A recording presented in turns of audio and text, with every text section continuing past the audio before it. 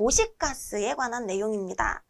FU551에 명시가 되어 있고요. 도시가스 사용시설의 시설기술 검사기준 내용 보시면 정말 많죠.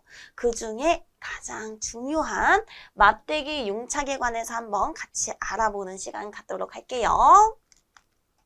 자, 원문을 같이 해석해 보도록 하겠습니다. 열 융착이음 방법은요.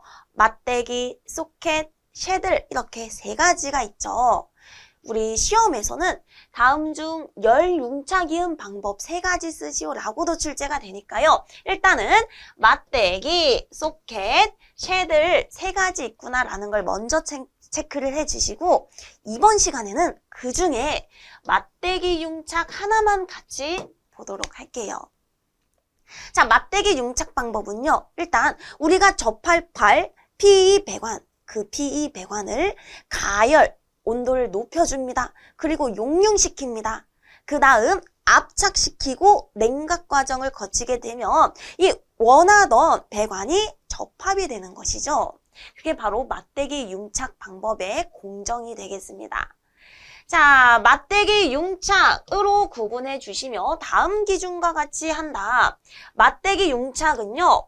공칭 외경 90mm 이상의 직관과 이음관 연결에 적용하되 다음 기준에 적합하게 해주셔야 됩니다.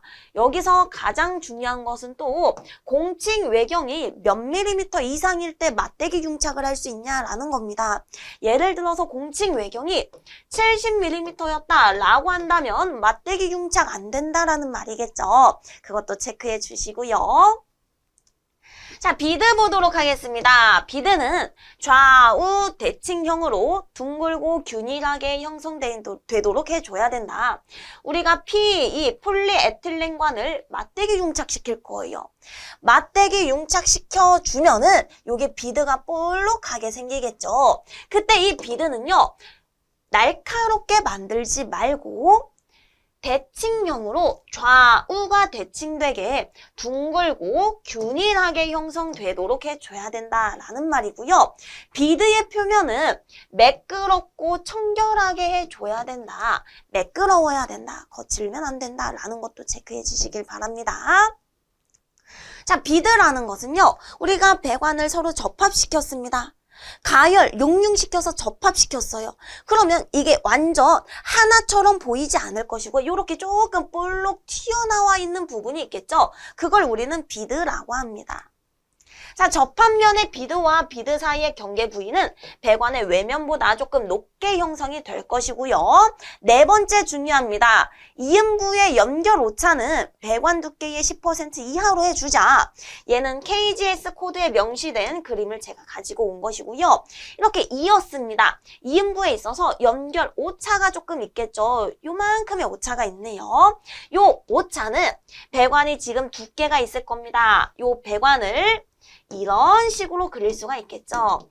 이 배관 두께의 10% 이하가 되도록 해주자라는 말입니다. 이것도 중요합니다. 실기시험에 자주 출제가 되었고요. 필기시험에도 정말 자주 출제되었죠. 자, 계속해서 해석을 해보도록 하겠습니다. 공칭 외경별 비드폭은 원칙적으로 다음 식에 따라서 산출해 주셔야 되겠다. 무슨 말이냐? 자, 우리가 비드가 형성이 되었습니다. 가열, 용융, 압착, 냉각 과정을 거치면서 비드가 형성이 되었는데요. 이 비드의 폭이 여기가 가장 넓고 여기가 지금은 가장 좁네요.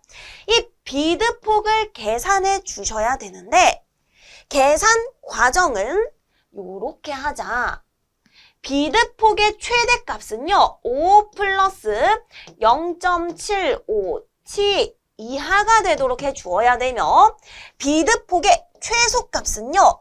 3 플러스 0.5 T 값 이상이 되어야 되겠습니다. 다시 말해서 이 비드 폭이 또 너무 좁으면 안 되고 너무 넓어지면 안 된다라는 말입니다. 배관에 두께가 있을 거 아닙니까? 이 배관 두께가 바로 T입니다. T 값에다가 대입을 해서 최소는 3 플러스 0.5T 이상이어야 되고 최대는 5 플러스 0.5T 값이어야 된다. 이거 시험 문제에 자주 출제됩니다. 자, 그래서 여러분들은요, 요식 암기해 주셔야 되고요. 6번째 보도록 하겠습니다. 접합하는 PE 배관은요, KSM 3515 부속서 2에서 규정하는 동일한 호스의 관 종류를 사용해 주셔야 되고요. 만약에 시공이 불량하다라고 한다면 뭐 다시 고치고 이런 것이 아니라 절단해서 제거하고 재시공해 주셔야 됩니다. 얘는 필기에도 지문으로 출제가 된 적이 꽤나 있습니다.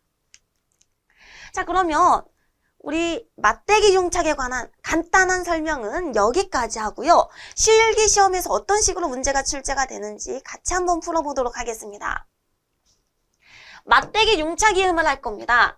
가스용 PE관의 두께가 지금 20mm랍니다.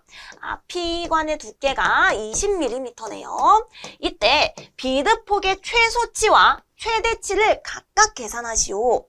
내가 두 개의 관을 접합했습니다. 그때 비드가 형성이 될 것이고요. 이 비드의 최대와 최소값은 얼마여야 되냐? 아까 전에 식 암기하셨죠? 비드 값의 최소는요. 3 플러스 0.5 t이고요. 비드 값의 최대 맥스 값은 5 플러스 0.75t가 되겠습니다. 자, 그럼 거의 끝났습니다. 여기에 대입만 해주시면 됩니다. 3 플러스 0.5 곱하기 두께가 몇이었다? 20이었다. 계산기 두들겨 주시면 13mm이고요. 최대값은요. 5 플러스 0.75 곱하기 20이네요. 0.75는 4분의 3이죠. 4분의 3 곱하기 20 해주면 15네요. 15 플러스 5 계산해 줬더니 20mm다. 다시 말해서 요 폭의 최대는 20mm여야 되고 이보다 커지면 안 됩니다. 비드 폭이. 그리고 최소는 13mm여야 된다. 이보다 또 좁아지면 안 된다. 이번 시간은요. KGS 코드 FP451에 명시된 내용입니다. 가스 도매 사업 제조소 및 공급소의 시설 기술 검사 정밀 안전 진단 안전성 평가 기준 내용 보시면 정말 많죠. 그 중에 배치 기준 같이 한번 보도록 하겠습니다. 자, 원문 먼저 간단하게 해석해 드리도록 할게요. 배치 기준 보시면은요. 고압인 가스 공급 시설이 있습니다. 고압 공급 시설에 있어서 우리 안전구역이 필요하겠죠. 그 안전구역의 면적은 2만 제곱미터 미만으로 해야 된다라는 거 우리 실기시험에 출제가 된 적도 있고요. 아직 출제가 되지 않은 기능사에 있어서는 향후에 출제될 가능성도 있습니다. 2만 제곱미터 미만으로 해야 된다. 다만 공정상 밀접한 관련을 가지는 가스 공급시설로서 이제는 둘 이상이네요. 그러면 2만 이상으로 할 수 있다라는 말이고요. 여기서 중요한 건 안전구역 숫자 2만만 생각을 해보자. 자, 이어서 두 번째 내용 보도록 하겠습니다. 이것도 자주 출제가 됐었습니다.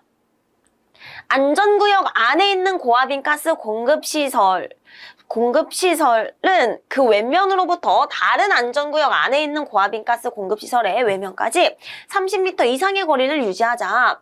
자, 지금 여기 보니까요. 안전구역이 있고요. 이 안에 고압인 가스 공급시설이 있습니다.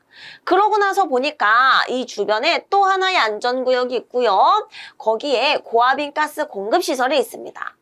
얘네 둘 다 2만 제곱미터 미만이어야 된다라는 건 먼저 알고 계시죠? 그리고 얘네 사이의 거리는 어때야 되냐? 너무 가까우면 또 안 된다. 얘네 사이의 거리는 30m 이상의 거리를 유지해 주셔야 되겠다. 왜? 고압인 가스 공급시설이기 때문에 가깝게 되면은 한쪽에서 사고가 발생했을 때 피해가 번질 수가 있겠죠. 피해가 4배, 5배, 10배가 될 수도 있는 것입니다. 따라서 30m 이상의 이격거리를 유지하자라는 것이고요. 자, 세 번째, 둘 이상의 제조소가 인접해서 있는 경우 가스 공급시설은 그 외면으로부터 제조소와 다른 제조소. 자, 지금 보시면 얘는요, 안전구역 안에 고압인 가스 공급시설이고요. 그 외면으로부터 다른 안전구역 안에 있는 고압인 가스 공급시설이고요.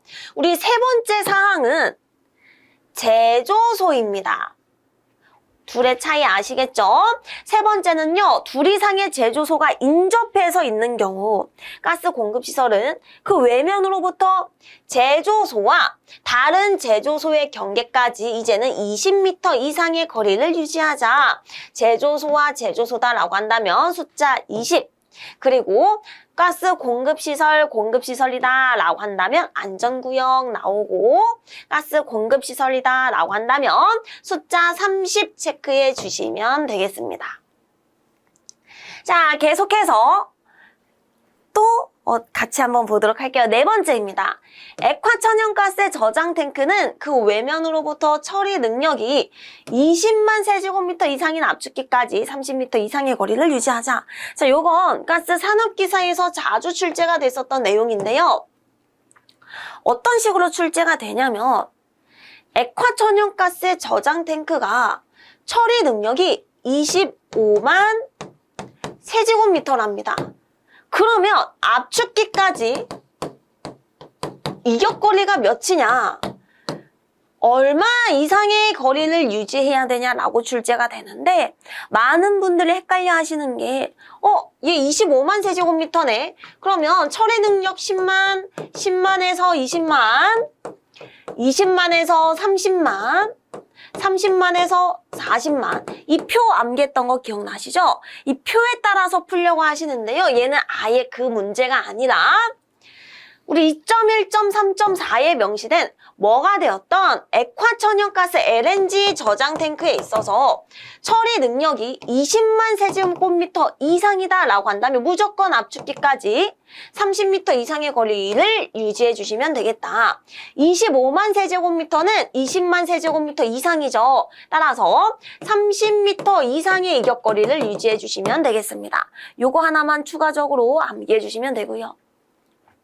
자, 마지막 5번째 보도록 하겠습니다. 요것도 한 가지만 생각을 해주시면 돼요.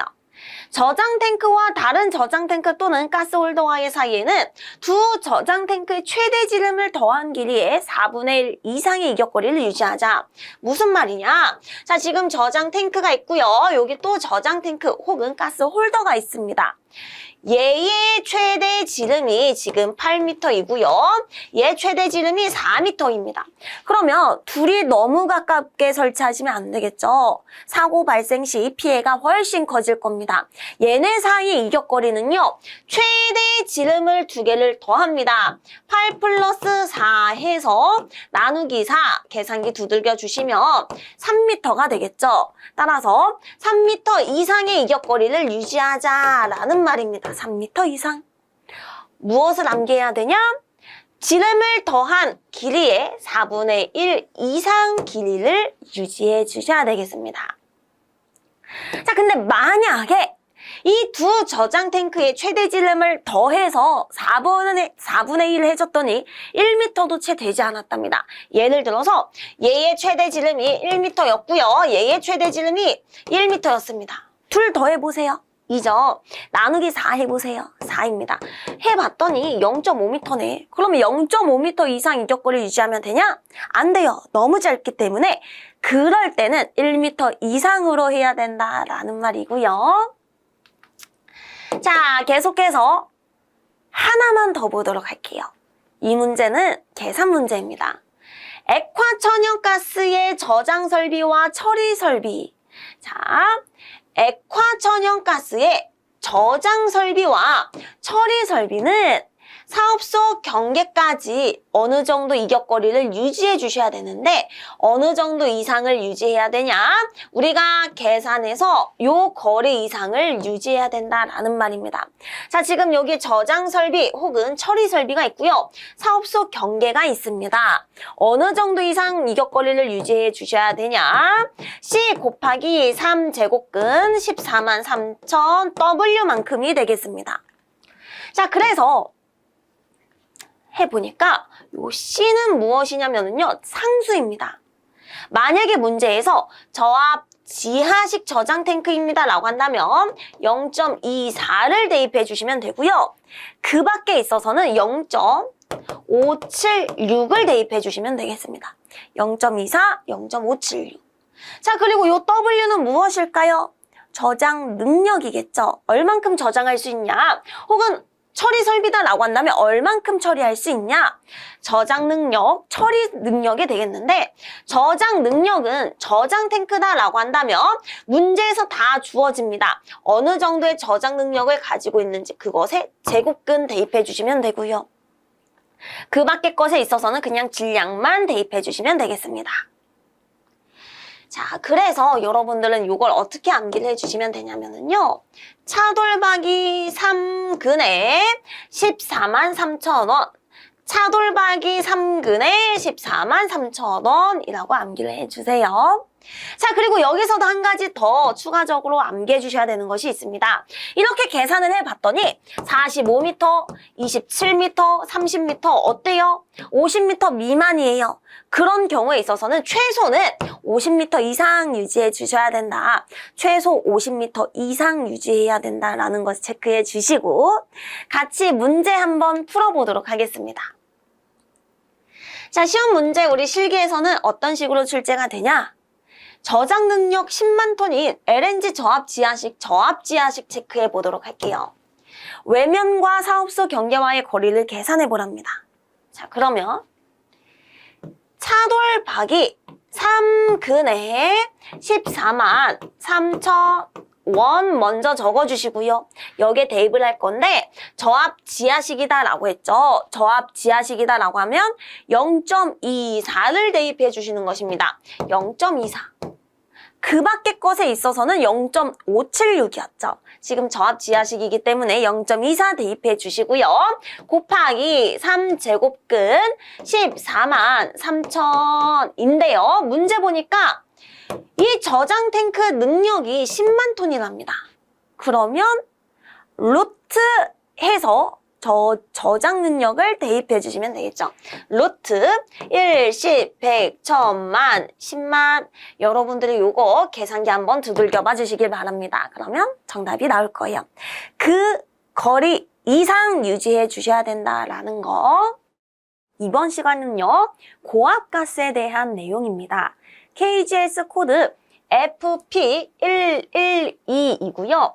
고압가스 일반 제조의 시설 기술 검사 감리 안전성 평가 기준 내용 중에 딱 하나 방류뚝에 관한 내용 중에서도 정말 중요한 내용만 뽑아서 보도록 할게요.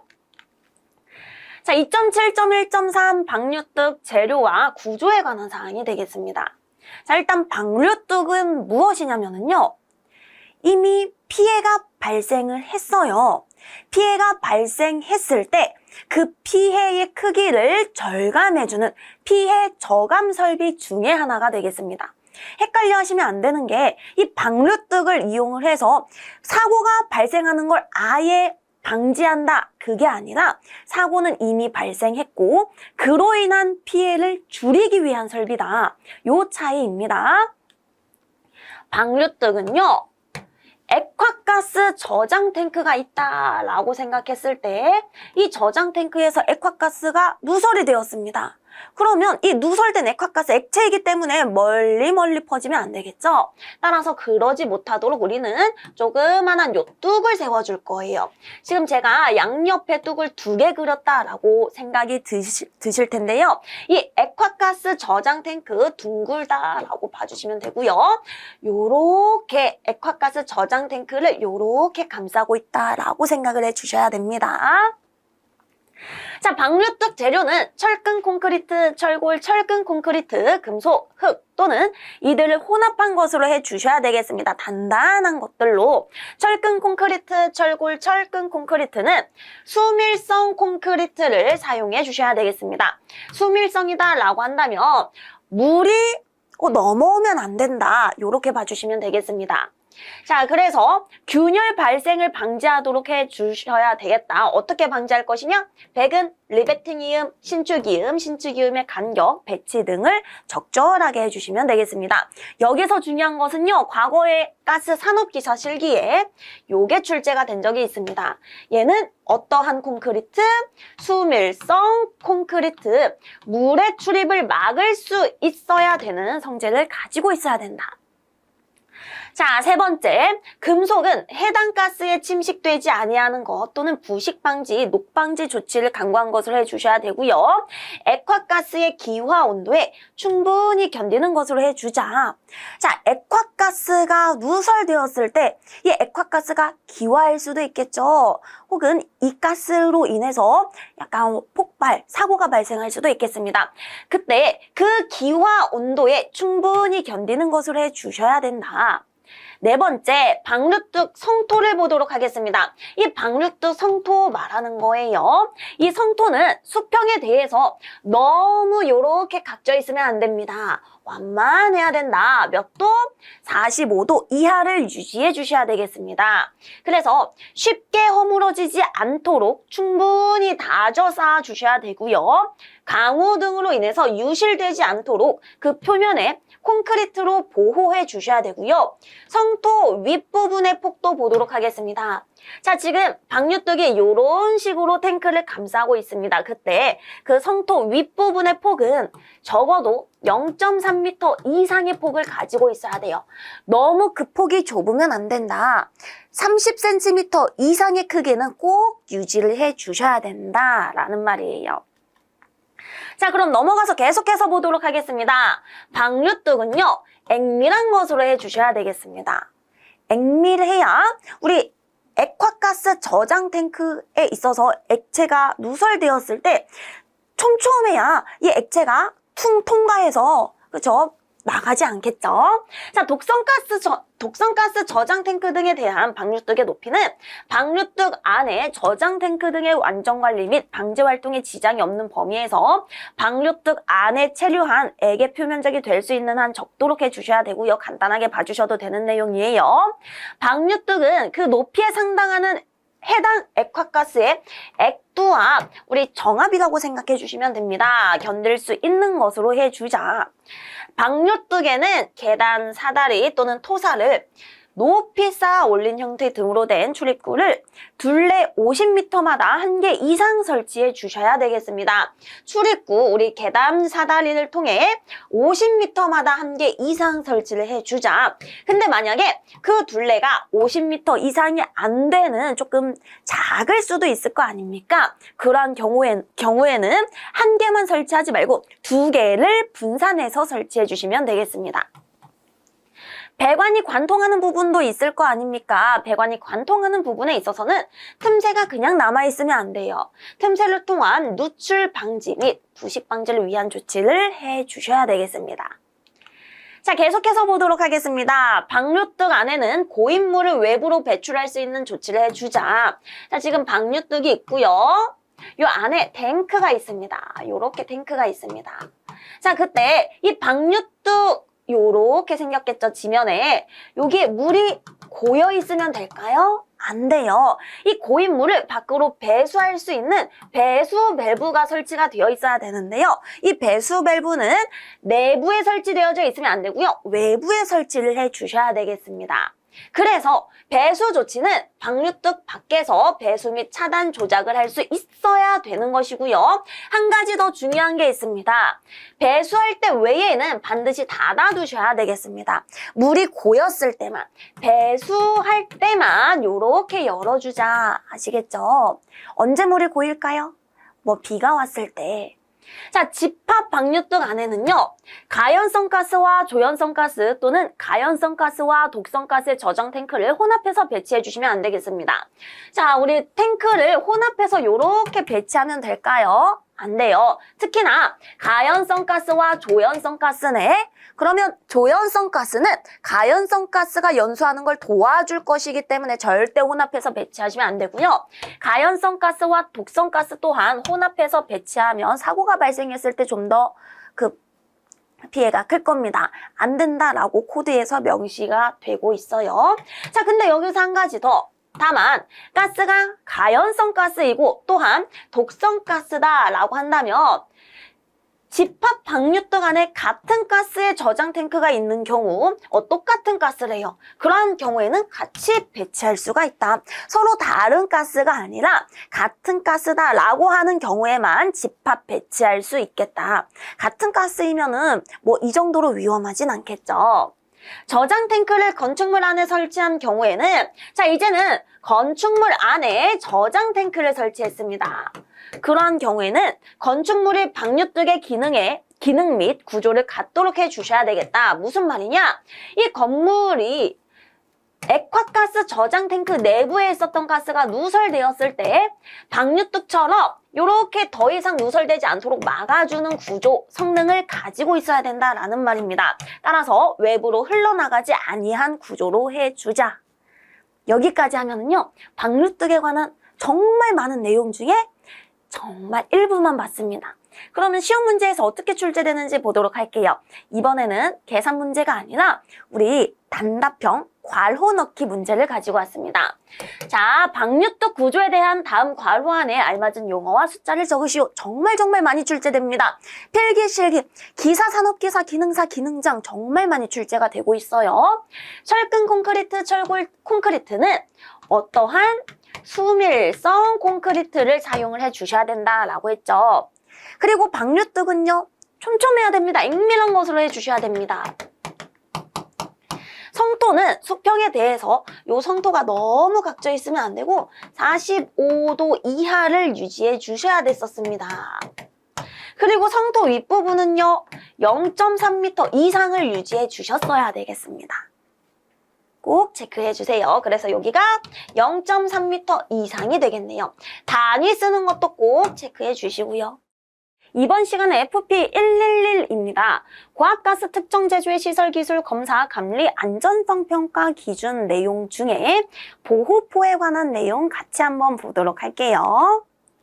자, 원문 같이 한번 보도록 하겠습니다. 2.5점 10.1 보시면 보호포 설치에 관한 내용입니다.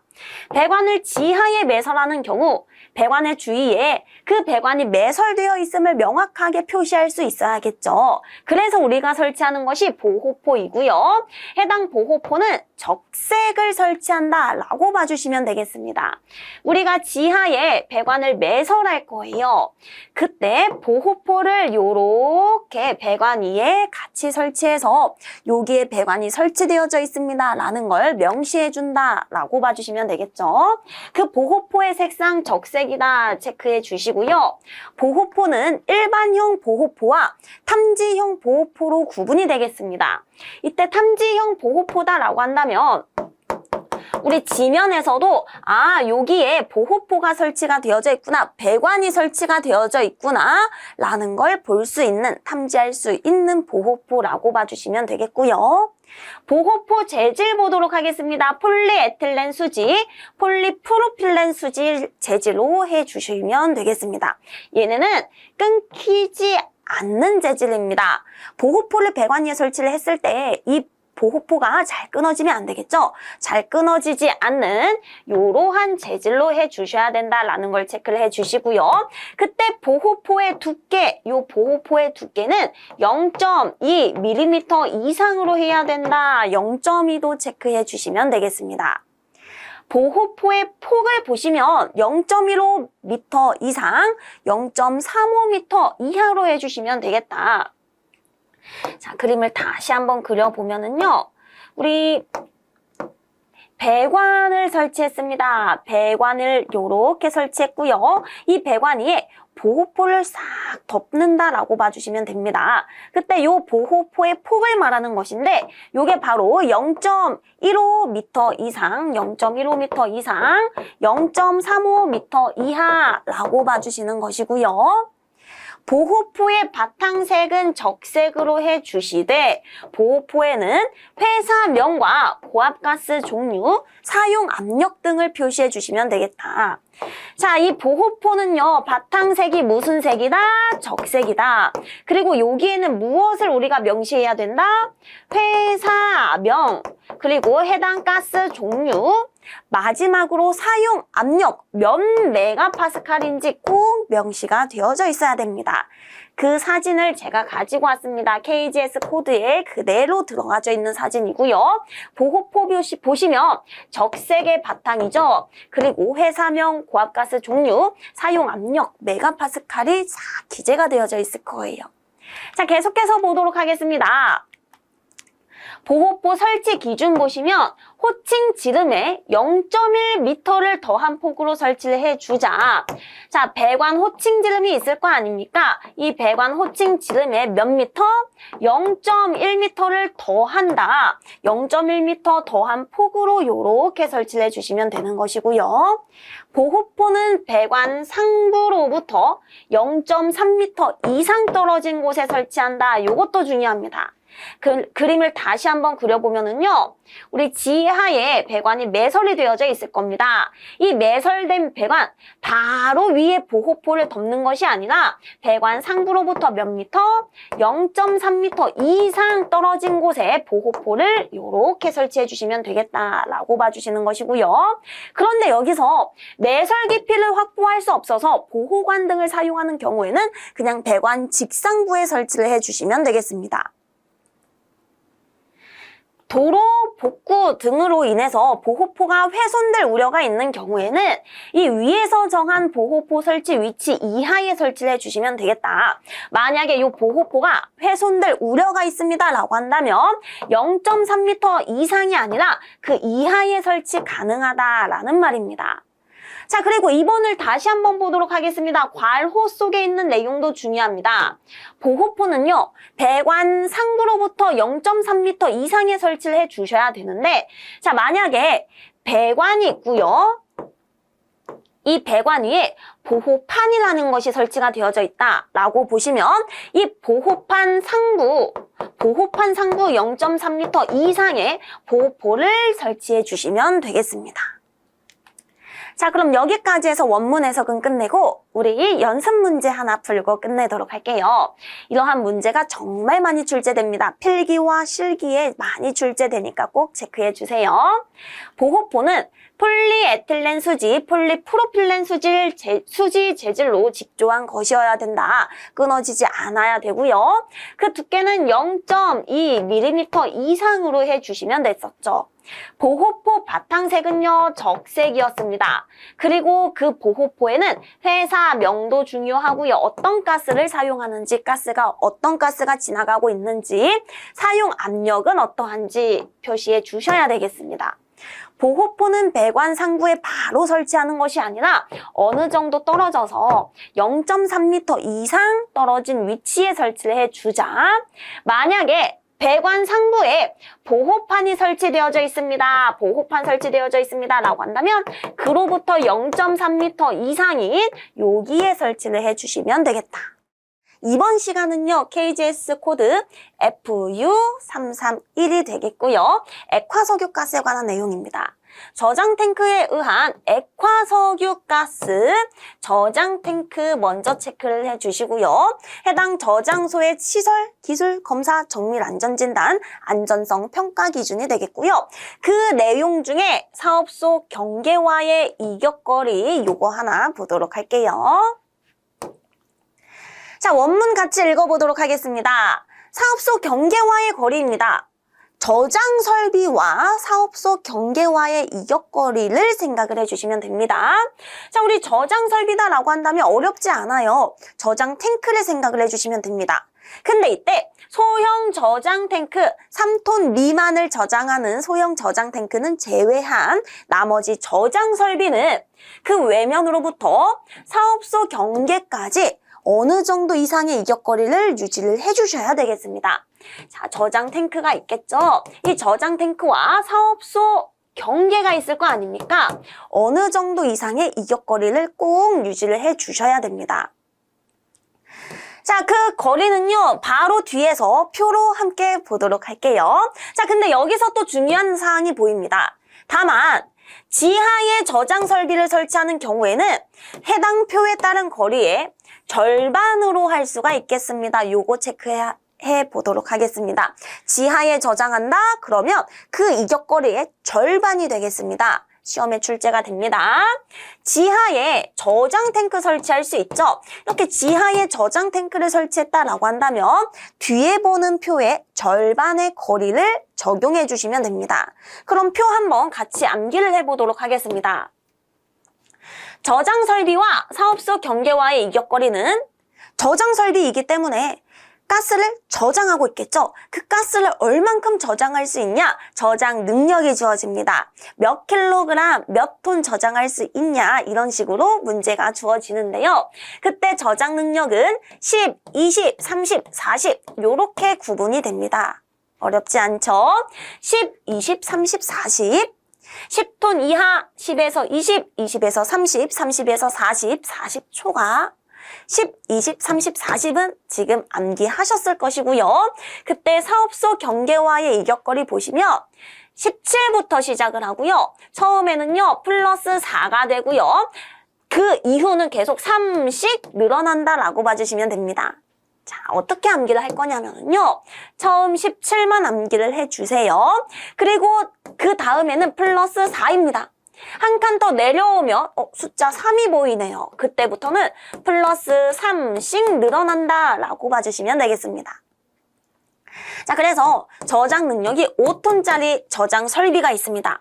사업소가 있겠죠. 그 사업소 경계까지의 거리는 17m 이상 이격거리 유지하자. 이런 식으로 봐주시면 되고요. 시험 문제는 어떻게 출제되냐? 연습 문제 하나 풀고 끝내도록 하겠습니다. 저장 능력이 25톤이랍니다. 자, 저장 능력 나오고 액화석유가스 나오고 몇 톤 나오면은요. 방금 우리가 암기했던 그 표를 생각을 해주시면 됩니다. 10톤 이하 10에서 20톤 20톤에서 30톤 30톤에서 40톤 마지막 40톤 초과로 나뉘죠. 자, 그리고 17부터 시작합니다. 처음 내려올 때는 플러스 4 해서 21m. 그 다음은 3이 보이네요. 플러스 3, 플러스 3, 플러스 3. 저장 능력이 25톤이다. 아, 여기에 해당이 되네요. 그러면 24m 이상 이격거리 유지해야 될까요? 아니에요. 가장 중요한 것이 이 해당 저장 설비가 지하에 설치가 되어져 있기 때문에 24m 나누기 2 해서 12m 이상 이격거리 유지해야 됩니다. 라고 봐주시면 되겠습니다. 이번 시간은요. AA434이고요. 액화석유가스 압력 조정기에 관한 내용이 되겠습니다. 그 중에서 기밀성능 시험 표 암기 같이 한번 해보도록 할게요. 자, 기밀성능입니다. 기밀시험은 무엇입니까? 그쵸? 누설이 되는지 안 되는지 시험하는 것이죠. 다음에 압력으로 1분간 실시해 주시면 되겠습니다. 자, 이때 압력 조정기다라고 한다면 고압을 우리가 원하는 압력으로 다운시켜서 감압시켜서 사용처에 보내줄 수 있는 그 설비가 바로 압력 조정기가 되겠습니다. 정압기와 조금 헷갈리시면 안 되는데요. 정압기는 도시가스 시설에서 우리가 사용하는 용어이고요.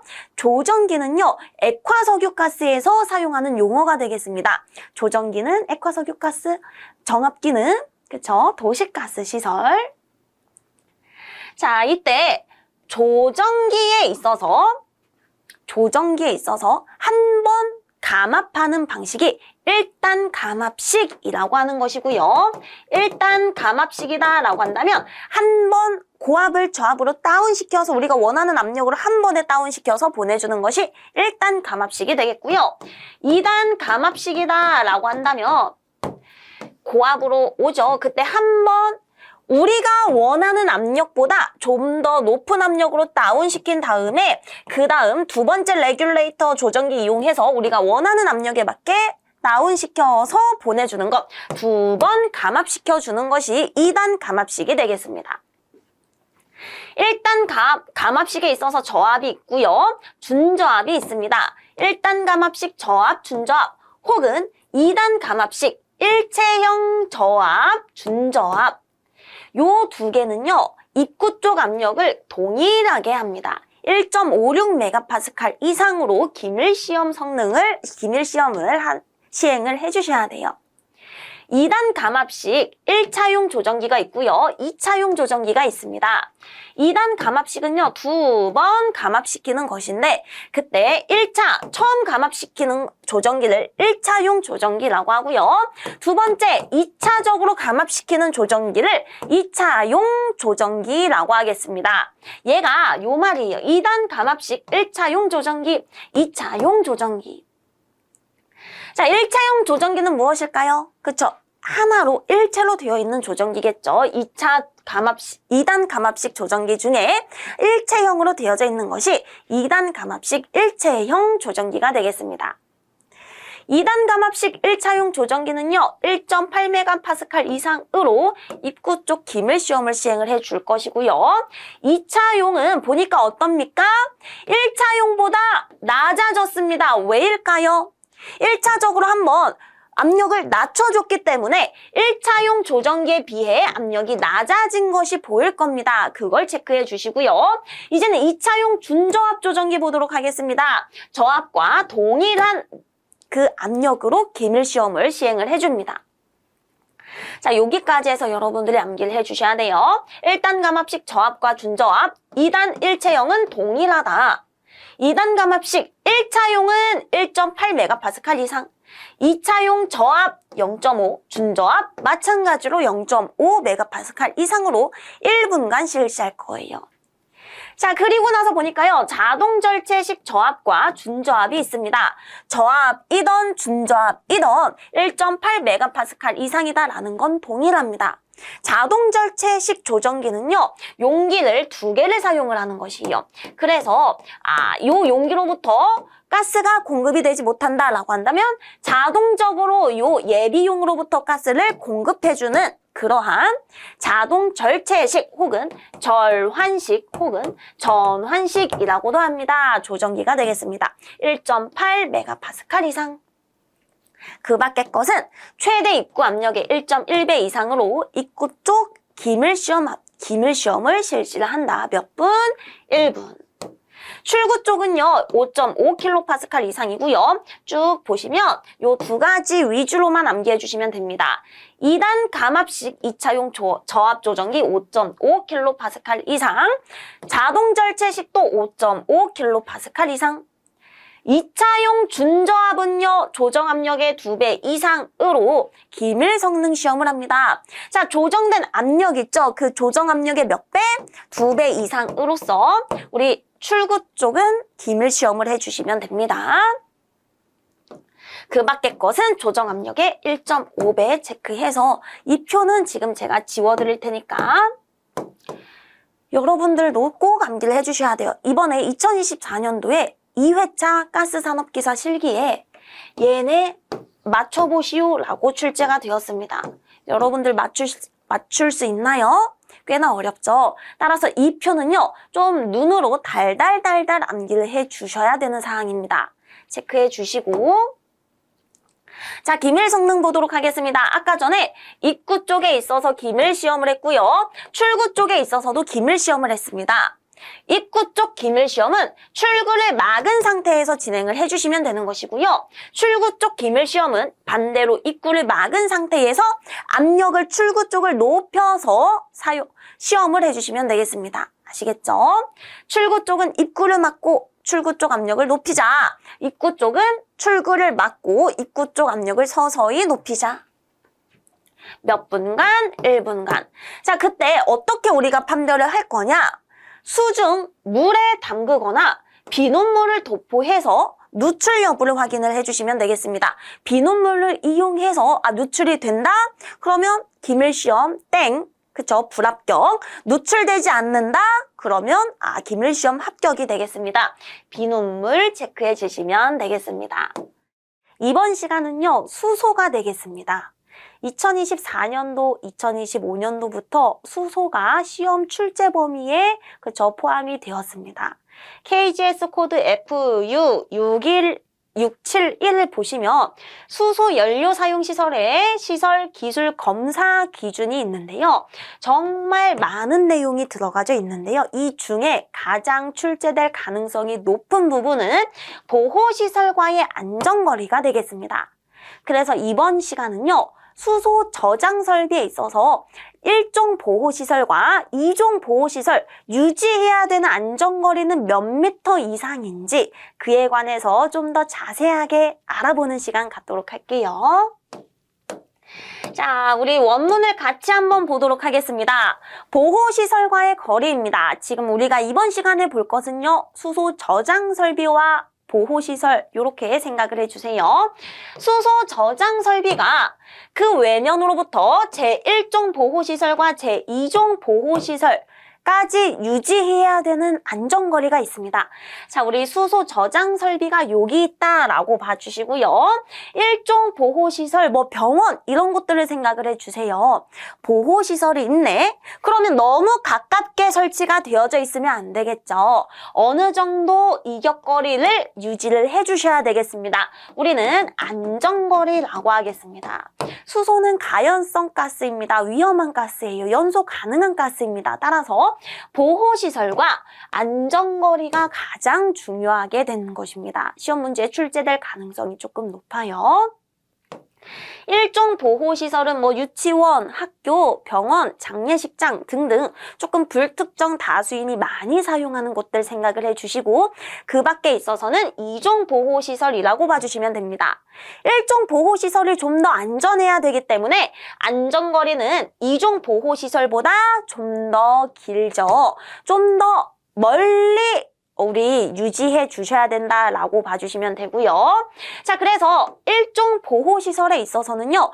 저장 능력을 따질 겁니다. 수소 저장 시설이라고 했기 때문에 저장 능력을 따져봤을 때 1만 세제곱미터 이하다라고 한다면 17m 이상 이격거리 유지해 주셔야 되고요. 1만 초과 2만 이하, 예를 들어서 17,000 세제곱미터입니다 라고 한다면 21m를 유지해 주셔야 되는 것이고요. 2만 초가 3만 이하다. 그러면 24. 3만 초가 4만 이하다. 27. 4만 초가다라고 한다면 30이 되겠습니다. 어떻게 암기할 거냐면요. 17 먼저 시작을 해주시고요. 4 늘어납니다. 그 다음 3씩 늘어난다라고 봐주시면 되겠습니다. 아시겠죠? 17부터 시작을 하고 4 늘어나고 3씩 늘어난다. 그러면 17, 21, 24, 27, 30이 되겠다. 2종 보호시설은 12, 14, 16, 18, 20 암기하기 쉽죠. 2씩 늘어난다 봐주시면 됩니다. 12, 14, 16, 18, 20 얘는 17, 21, 24, 27, 30 처음에 4 늘어나고 그 다음 계속해서 3씩 늘어난다라고 봐주시고요. 자, 그리고 여기서 한 가지만 더 체크하도록 할게요. 요 거리를 유지를 해주셔야 되지만 우리 폭발이 발생했을 때 어떤 사고가 발생했을 때 그 사고를 막아줄 수 있는 방호벽을 설치했습니다 라고 한다면 그렇지 않을 수가 있다. 만약에 여기에 방호벽이 설치가 되어져 있네 라고 한다면 굳이 요 안전거리 이상을 유지하지 않아도 된다. 자, 계속해서 보도록 하겠습니다. 보호시설과의 마찬가지 거리입니다. 수소 저장 설비, 그러면 저장 능력을 우리가 알아야 되는 거 아닙니까? 아까 앞전 표에서 저장 능력을 알았을 때 이 저장 능력에 따라서 보호시설과의 안전거리는 17m, 21, 24, 27, 30이었죠. 저장 능력을 여러분들이 먼저 계산을 하실 수가 있어야 됩니다. 자, 저장 능력 계산하는 공식은요. 10P 플러스 1 곱하기 V입니다. 자, 요것도 저장 능력 많이 우리가 봤어요. 액화가스다라고 한다면은요. 탱크인 경우 0.9 dV이고 탱크가 아니라 용기다라고 한다면 C분의 V였습니다. 저장 능력 구하는 공식 알고 계시죠? 자, 이어서 압축가스입니다 라고 한다면은요. 그때는 10P 플러스 1 곱하기 V였습니다. 자, 우리 수소 저장 설비 마찬가지입니다. 저장 능력 구하는 공식은 10P 플러스 1 곱하기 V가 되겠다. 이때 P는요, 설계 압력입니다. 단위는 메가파스칼 체크를 해주시고, V는 맞습니다. 저장 설비의 내용적이 되겠습니다. 요 공식 암기해 주시고요. 두 번째, 같은 사업소에 2개 이상의 저장 설비가 있다. 요 사업소에 2개 이상의 저장 설비가 있다라고 한다면 그 능력별로 각각 안전거리를 유지를 해주셔야 됩니다. 여러 개의 저장 설비가 있으면 그 능력별로 안전거리 유지해야 된다라고 봐주시고, 자, 여기까지 해서 여러분들이 수소에 있어서 가장 중요한 것은 보호시설과의 안전거리 구할 때 저장 능력을 먼저 산정해야 됩니다. 저장 능력 어떻게 산정할 거냐? 10P 플러스 1 곱하기 V로 산정을 할 것이고, 저장 능력을 구해봤더니 이러한 값이 나오면 우리가 암기한 요 수치값 이상 안전거리 유지해야 된다. 이것만 생각을 해주시면 돼요. 자, 그럼 같이 해서 연습 문제를 풀고 끝내도록 하겠습니다. 설계 압력이 주어졌습니다. 내용적 주어졌고요. 수소 체크를 해주도록 하겠습니다. 제1종 보호시설과의 안전거리를 구하랍니다. 자, 그러면 제1종 있고요. 제2종 있었죠? 1종은 17부터 시작을 해서 처음에는 4 늘어납니다. 그 다음 계속해서 3씩 늘어난다 라고 봐주시고요. 2종은 12, 14, 16, 18, 20 4만 초과 3만에서 4만 2만에서 3만 1만에서 2만, 그 다음 1만 이하라고 봐주시면 되겠죠.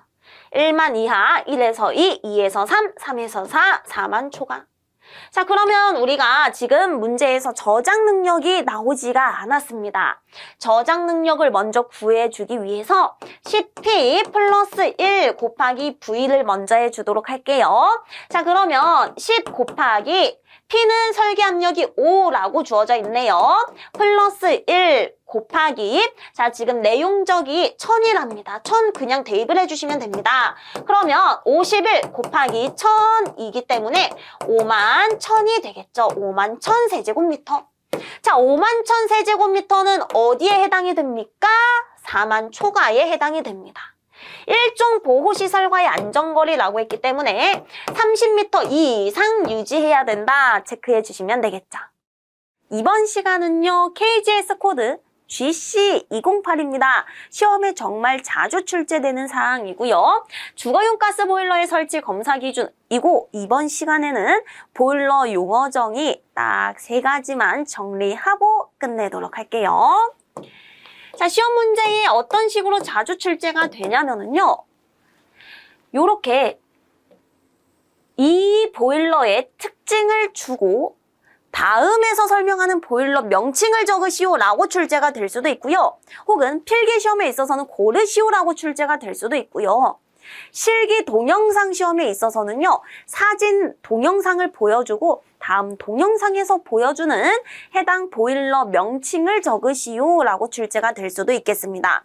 근데 많은 분들이 조금 헷갈려 하십니다. 얘를 잘 정리하지 않으시면은요, 여러분들이 틀리기 쉬운 만한 내용입니다. 근데 잘만 정리를 해주시면 한 문제는 맞추시고 갈 만한 문제다.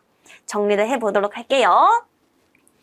GC208 1.3 용어 정의에 나와 있는 사항이고요. 1번부터 4번까지는 그냥 넘기도록 하겠습니다. 5, 6, 7 위주로만 정리를 하고 끝낼 거예요. 자, 5번입니다. 단독 밀폐식 강제급배기식 보일러다. 이게 무슨 보일러일까요? 일단 명칭을 하나하나 뜯어보면은요, 공동으로 사용하지 않을 거예요. 단독으로 사용할 것이고요. 밀폐식이네 체크를 해주시고, 강제로 급기도 하고 강제로 배기도 하는 방식이네.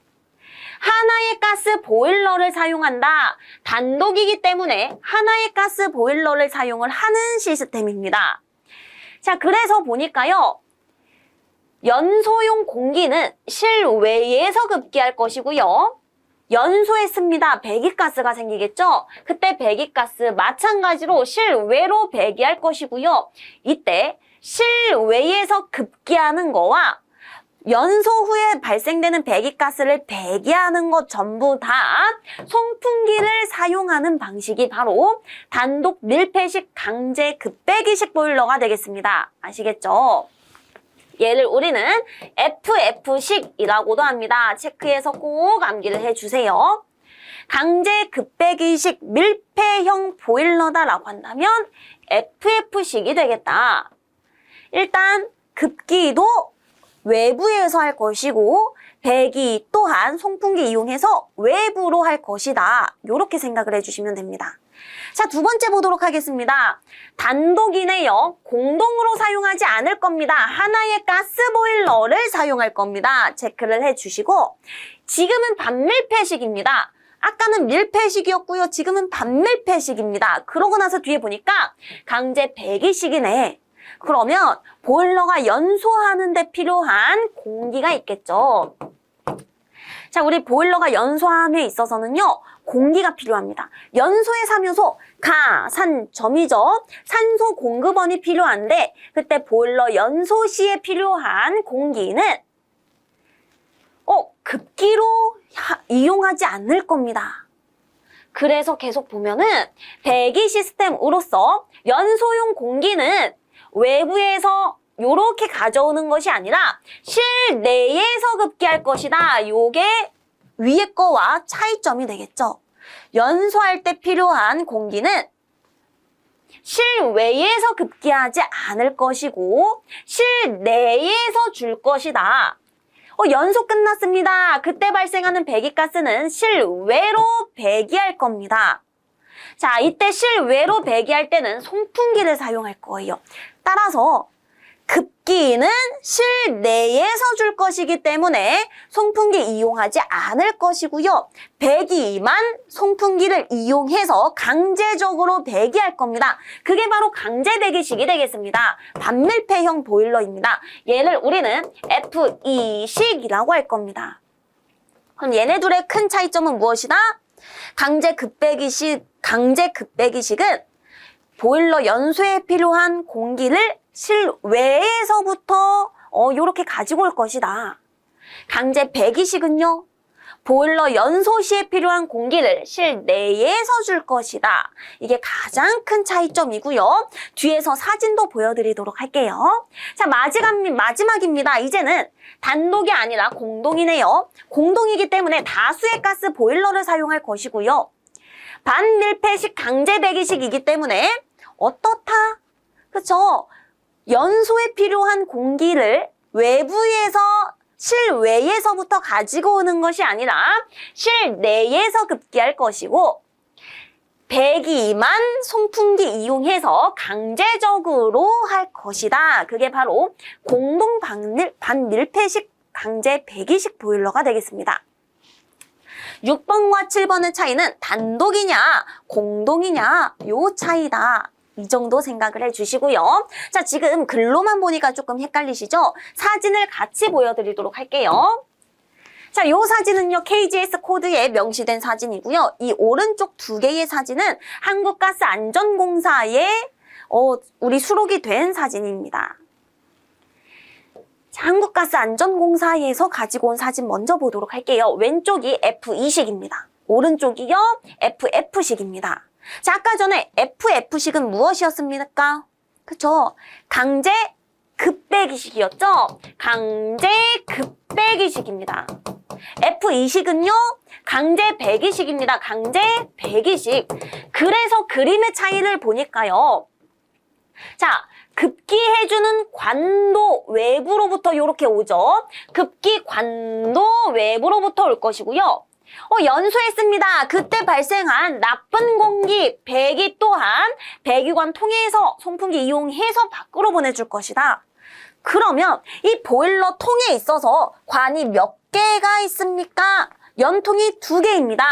연통 2개이면 무조건 F식 강제 급배기식이다라고 봐주시면 돼요. 언제? 연통이 2개면. 자, 근데 왼쪽 F2식을 보도록 하겠습니다. 연통이 하나입니다. 연소에 필요한 공기는 급기구로부터 자연적으로 이렇게 공기가 들어오겠죠. 실내로. 그때 실내에서 공기를 이용을 할 것이고요. 연소했습니다. 연소 시 생기는 나쁜 가스, 배기가스는 요 연통을 통해서 내뿜을 것이다. 따라서 F2식, 강제 배기식에 있어서는 연통이 하나다. FF식은 연통이 하나, 두 개다. 왜 두 개냐? 급기 또한 외부로부터 올 것이기 때문에. 자, 그러면 요 왼쪽에 KGS 코드 사진 보시면 얘는 어떤 식일까요? 맞습니다. 강제 배기식입니다. F2식입니다. 급기구 이용해서 자연스럽게 공기가 실외로부터 들어오겠죠. 송풍기 이용한 것이 아니라 자연스럽게 공기가 들어오면은 이 실내로부터 연소 시 필요한 공기를 사용할 겁니다. 이렇게 공급이 되고요. 가스 보일러에서 우리 연소됩니다. 연소가 되어서 발생하는 나쁜 공기는 요 배기관 통해서, 배기통 통해서 나갈 것이다. 연통이 하나가 있네요. F2식이라고 봐주시면 되겠습니다. 자, 그러면 문제 풀고 끝내보도록 하겠습니다. 다음 동영상의 보일러 급배기 방식을 각각 써보랍니다. 가스 기능사, 산업기사, 기사, 기능장, 마찬가지로 실기 동영상 문제에 해당이 됩니다. 기능사부터 기능장까지 자주 출제가 됩니다. 첫 번째 사진을 보니까요. 요 보일러에 연통이 몇 개가 부착이 되어 있습니까? 하나, 둘, 두 개가 부착이 되어 있습니다. 두 개가 부착이 되어 있으면 FF식이었죠. 단독 밀폐형, 그쵸? 강제 급배기식이었습니다. 요 하나는 급기용일 것이고요. 하나는 배기용일 것입니다. 자, 그럼 요 놈은요? 연통이 하나밖에 부착이 되어 있지 않습니다. F2식이 되겠죠. 강제 배기식입니다. 우리 급기는 실내로부터 자연스럽게, 배기는요, 요 연통 이용해서 빠져나갈 것이죠. 이번 시간은 KGS 코드 GC202 가스시설 전기 방식 기준에 명시된 내용 중에서 희생양극법에 대해 좀 더 심층적으로 확인을 해보는 시간 갖도록 할게요.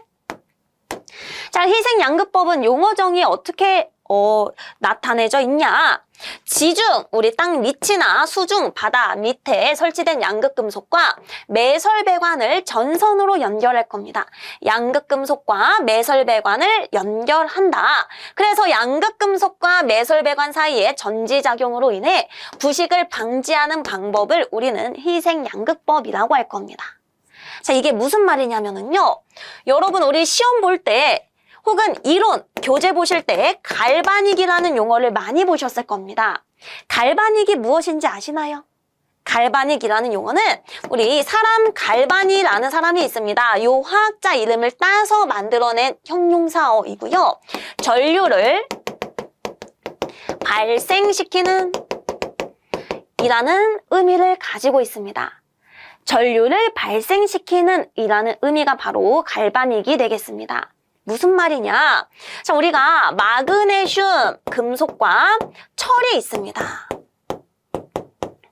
마그네슘은 좀 더 전위가 낮아요. 네거티브한 성격을 가지고 있고요. 철은 마그네슘에 비해 전위가 더 높습니다. 얘네를 전선으로 연결하게 되면 마그네슘 전위가 낮은 네거티브한 요 마그네슘 금속으로부터 철로 방식전류가 흐릅니다. 무슨 전류? 방식전류. 요렇게 연결이 되어져 있겠죠? 그러면 전류가 이런 식으로 흐르겠다. 그러면 이제 방식전류를 철로 요렇게 흘러보내게 됐으니 마그네슘이 부식이 되겠죠? 철은 부식이 되지 않는 것입니다. 따라서 철이 부식되지 않고 철 대신해서 마그네슘이 희생해서 부식되었다라고 해서 희생양극법이라고 생각을 해주시면 되겠습니다. 자, 그러면 무엇이 더 네거티브한 성격을 가지고 있나요? 라고 보시면 여러분들 정말 과거 우리 중학교 때 화학 시간에 배웠던 전자, 이온화 경향 그 순서가 있을 겁니다. 칼카, 나마, 아라, 칼카, 나마, 알, 아, 철, 니, 주납, 주석, 철, 니, 주, 납, 수, 구, 수, 은, 백, 금입니다. 자, 왼쪽으로 가는 원자일수록 이 왼쪽으로 갈수록 우리 좀 더 네거티브합니다. 무슨 말이냐? 전자를 읽는 경향성이 훨씬 강해져요. 따라서 네거티브한 성격을 가지고 있다라고 봐주시면 되고요. 자, 오른쪽으로 와보시면은요. 은이 있고 금이 있습니다. 우리 금은 다른 원자랑 막 결합을 합니까? 하지 않습니다. 네거티브하지 않는 성격을 가지고 있다라고 봐주시면 됩니다. 얘는 활동적이지 않는 금속이다. 이쪽으로 올수록 고금속이 되겠죠. 귀금속이 되겠죠. 왼쪽으로 갈수록 활동성이 강한 액티브한 성격을 가지고 있다라고 봐주셔도 되겠습니다. 따라서 자, 지금 마그네슘이 어디쯤에 있습니까? 여기 있고요. 철은 여기 있네요. 더 네거티브한 성격을 가지고 있는 요 마그네슘이 전위가 더 낮기 때문에 얘가 양극이 되는 것이고, 여기서부터 철로 방식 전류가 흐른다라고 봐주시면 되겠습니다. 지중에는요 마그네슘을 설치를 할 것이고요, 수중에는 알루미늄을 설치한다라고 봐주시면 됩니다. 지중 배관에 연결되어 있는 것은 마그네슘, 수중엔 알루미늄, 이렇게 여러분들이 구분을 해주시면 되겠습니다. 자, 그렇게 해서 우리 지중 매설된 배관을 그려보도록 할게요. 그러면 이 배관 주위에 무엇을 설치하자? 마그네슘을 설치를 하자. 자, 마그네슘 설치하기 전에 배관에서부터 이렇게 인출선이 두 가닥이 있습니다. 마그네슘도 설치했기 때문에 인출선 하나를 우리 지상으로 뽑아주셔야겠죠? 그러면 요 배관으로부터 뻗어나온 선 하나와 마그네슘으로부터 뻗어나온 선 하나가 연결이 되는 것이고요. 요 한 가닥은 그쵸, 전위를 측정할 수 있는 기기와 연결이 됩니다. 얘도 연결이 되겠죠? 아이고 죄송해요. 요렇게 한 가닥이 연결이 되면서 요 반대편은 기준 전극과 요렇게 연결을 하는 것입니다. 이렇게 왼쪽과 오른쪽 배관과 연결을 해서 우리는 전위차를 측정을 해주시면 되겠다. 방식 전위를 또 측정을 해주시면 되겠습니다. 이 전위 측정용 터미널을 우리는 터미널 박스라고 하죠. 전위 측정용 터미널 박스는 300m마다 설치한다. 언제? 희생양극법일 때. 희생양극법일 때는 300m마다 설치할 것이고요. 선택 배류법일 때도 300m마다 요 터미널 박스를 설치해 주시면 되겠습니다. 마지막 외부 전원법도 있는데요. 외부 전원법은 500m마다 설치한다라고 봐주시면 되겠습니다. 자, 그러면 우리 넘어가서 예상 문제 하나 풀고 끝내도록 할게요. 도시가스 매설 배관의 전기 방식 중 이러한 사진이 있네요. 지금 지중에 매설 배관이 있고요. 무엇이 있습니까? 마그네슘이 있습니다. 그러면 희생양극법이죠. 희생양극법인 경우 전위를 측정할 수 있는 전위 측정용 터미널 박스는 몇 미터마다 설치하자? 300m마다 설치를 하자. 따라서 정답은 300m가 되겠습니다. 이번 시간은 경계표지 설치에 관해서 자세하게 보고 끝내도록 할게요. 자, 2.1.1.2 경계표지 설치에 관한 사항입니다. 충전 용기를 차량에 적재해서 운반합니다. 우리 운반 차량이 있겠죠? 충전 용기를 적재해서 운반합니다. 그때 차량의 앞뒤 보기 쉬운 곳에는 각각 붉은 글씨로 위험 고압가스 또는 독성가스이면 독성가스라고 안내를 해주셔야 됩니다. 앞에와 뒤 전부 다 부착이 되어 있어야 됩니다. 앞과 뒤에 아시겠죠? 무슨 색으로? 적색으로. 자, 그리고 도형, 상호, 사업자의 전화번호, 운반기준 위반 행위를 신고할 수 있는 등록 관청에 전화번호 등이 표시된 안내물을 다음과 같이 부착을 할 겁니다. 어떻게 부착을 할 거냐? 그게 중요합니다. 첫 번째, 경계표지는 차량의 앞뒤에서 아까 전에 우리 차량의 앞과 뒤 전부 확인 가능할 수 있도록 부착해야 된다라고 했죠. 뒤에만 해서도 안 되고요. 앞에만 해서도 안 됩니다. 위험 고압가스와 독성가스라고 표시를 해 주셔야 되고요. 자, 뿐만 아니라 운전석 외부에 보기 쉬운 곳에는 삼각기를 게시해 주셔야 되겠습니다. 자, 차량의 앞에와 뒤에는 고압가스입니다, 독성가스입니다 라는 경계 표시해 주셔야 되고, 우리 운전석 외부 보기 쉬운 곳에는 삼각기를 부착을 해 주셔야 되겠습니다. 이거 뒤에서 제가 사진 보여드릴 거예요. 자, 그런데 이때 레일 탱크카의 경우에 있어서는 이게 레일 탱크카입니다. 이렇게 철도 차량이라고 봐주시면 돼요. 화차, 화물 차량 아시겠죠? 좌우에서 볼 수 있도록 해주시면 되겠다. 요렇게 RTC 레일 탱크카의 경우에 있어서는 좌우에서 볼 수 있도록 하자. 앞뒤가 아니라 좌우 체크를 해주시고요. 자, 넘어가서 두 번째 사항입니다. 경계 표지의 크기의 가로 치수는 차체 폭의 30% 이상, 세로 치수는 가로 치수의 20% 이상으로 된 직사각형을 해주자. 자, 지금 요게 트럭 뒷부분이다 라고 봐주시면은요, 여기에 위험 고압가스라고 하는 경계 표지가 앞과 뒤에 부착이 되어 있어야 됩니다. 그쵸? 요게 차 뒷부분이다 라고 한다면 위험 고압가스라는 표지가 부착이 되어 있어야 되는데, 요 가로 치수는 차체폭 있죠? 이 차체폭의 몇 % 이상? 30% 이상이어야 되고, 세로 또한 크기 기준이 주어져 있습니다. 세로 치수는 요 가로의 20% 이상이어야 된다. 요거 정말 중요합니다. 시험에 자주 출제되죠. 가로는 차체폭의 30% 이상, 세로는 가로의 20% 이상으로 된 무슨 모양? 직사각형 모양으로 해주자. 그리고 문자는 어두운 곳에서도 잘 보일 수 있도록 발광 도료로 해주시면 되겠습니다. 자, 그리고 아까 전에 운전석 외부에 있어서는 삼각기를 또 설치해야 된다라고 했죠. 그 삼각기는요, 적색 바탕에 황색 글자로 해주시면 되겠습니다. 삼각기에 있어서는 적색 바탕에 황색 글자. 사진 보여드릴 거예요. 경계 표지는 적색 글씨로 해주시면 되겠습니다. 자, 다만 차량 구조상 정사각형이나 이에 가까운 형상으로 표시할 경우 차량 구조 때문에 직사각형이 안 된다, 정사각형으로 해야 된다, 정사각형으로 해야 된다라고 한다면 면적 기준만 우리가 만족을 시켜주시면 되겠습니다. 600제곱센티미터 이상의 면적 크기를 만족을 해야 된다. 아시겠죠? 자, 그래서 얘를 사진을 보여드리도록 할게요. 지금 제가 에너지 플랫폼 뉴스에 수록이 된 사진을 가지고 왔습니다. 이렇게 용기가 막 넘어져 있는 이런 것들은 보지 마세요. 아시겠죠? 이걸 보라는 것이 아니라 요 경계 표지만 봐주시길 바랍니다.